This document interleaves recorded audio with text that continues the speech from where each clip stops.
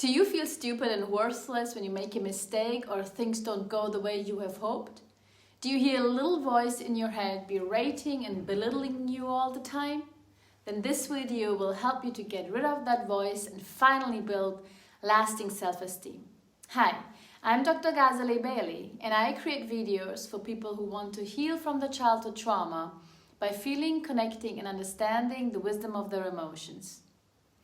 Most people don't even know that they have a self-critical voice.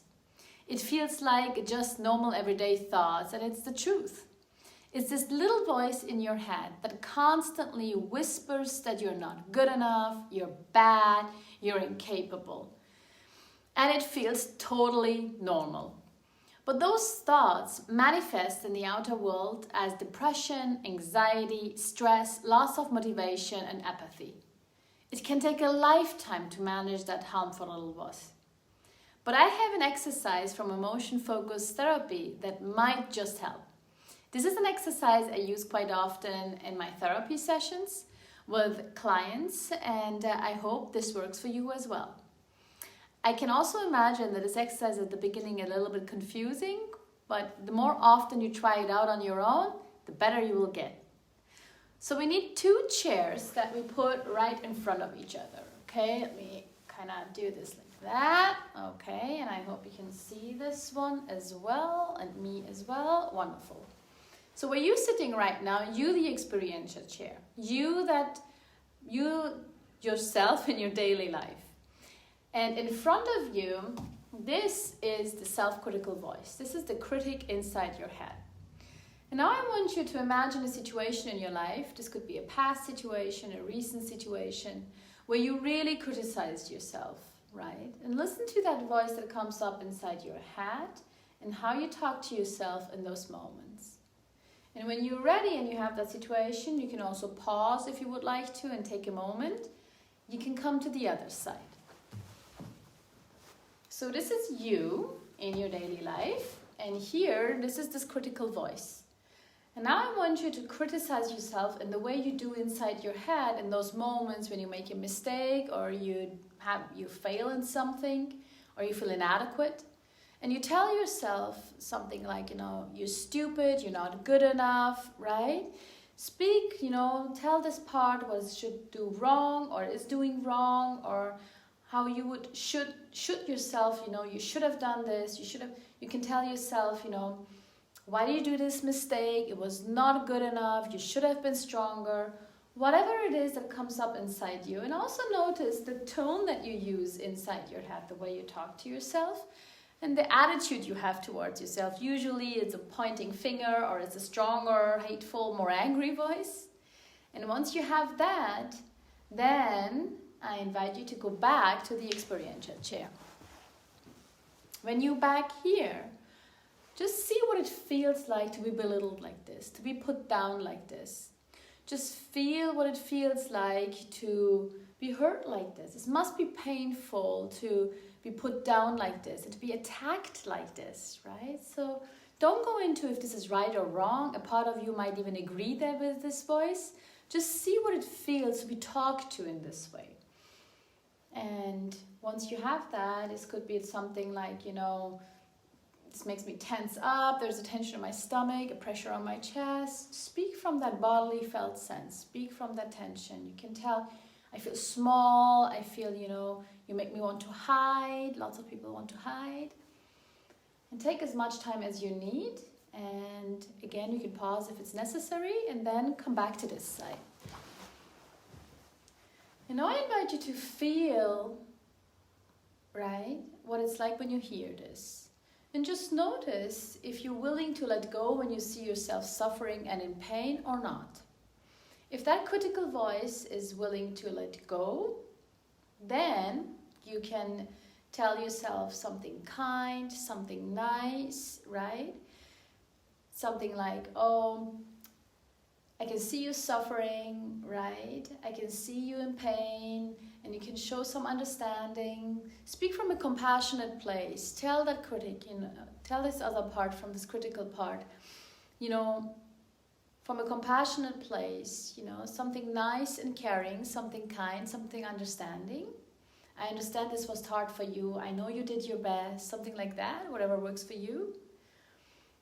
And when you did that, then come back to this side. And then just see what it feels like to get this, kind and caring words, get that understanding, and feel what it feels like to, be supported like this, to be understood like this, and feel whatever happens inside your body. It must be relieving somehow. And then tell the critic how good it feels to have his back, right? How good it feels to be supported like this. How good it feels to, get the love and care maybe. Once you have that, then you're finished the task. However, many times the critic on this side, after you express your feelings and needs, is not willing to let go.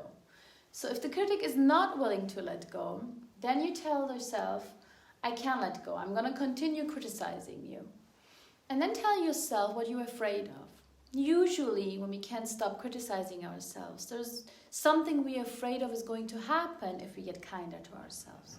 To tell this part, I can't let go because I'm scared that if I would let go, you will be hurt, or I'm afraid you're not going to be liked because you're not going to be perfect, or you're going to make mistakes, or you're going to be an outsider.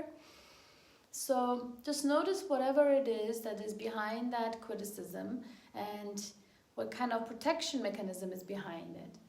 And take your time and tune inside. Maybe, there was also a bully in your past and you feel like, I need to protect you from being bullied again, right? Whatever works for you.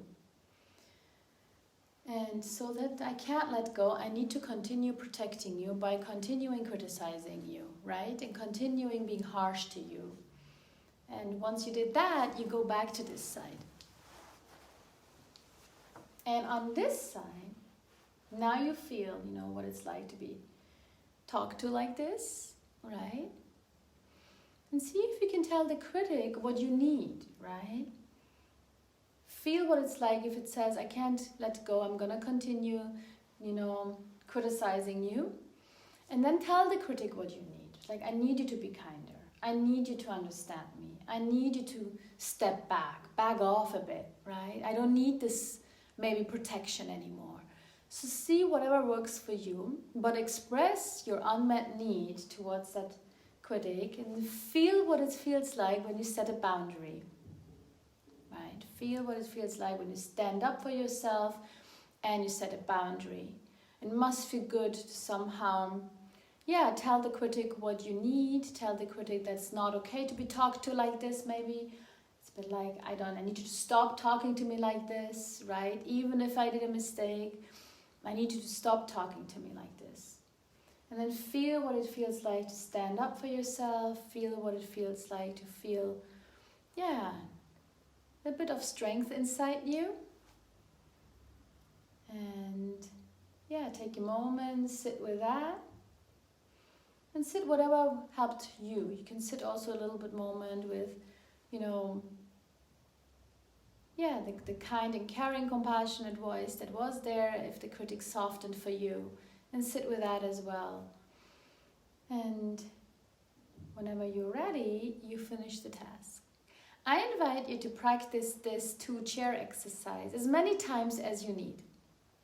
The goal of this exercise is to help you to have much more awareness of this critical voice inside your head that puts you down, and see what it feels like and what are the unmet needs behind this. So I invite you to, try this as many times as you need in moments when you criticize yourself, or if a memory comes up of a moment of a situation where you felt inadequate or not good enough. And just let the critic know how painful this is when it talks to you like this. It doesn't matter if it's right or wrong. That's not the goal. The goal is to feel the impact of how you talk to yourself and get in touch with your needs that help you to actually grow. I hope this exercise was helpful for you, right? And I hope this helps you to somehow solve your self-critical patterns and the painful experiences that come with that. Follow me on Instagram at dr.gbailey, and I hope I see you next time in my next video. Okay, bye.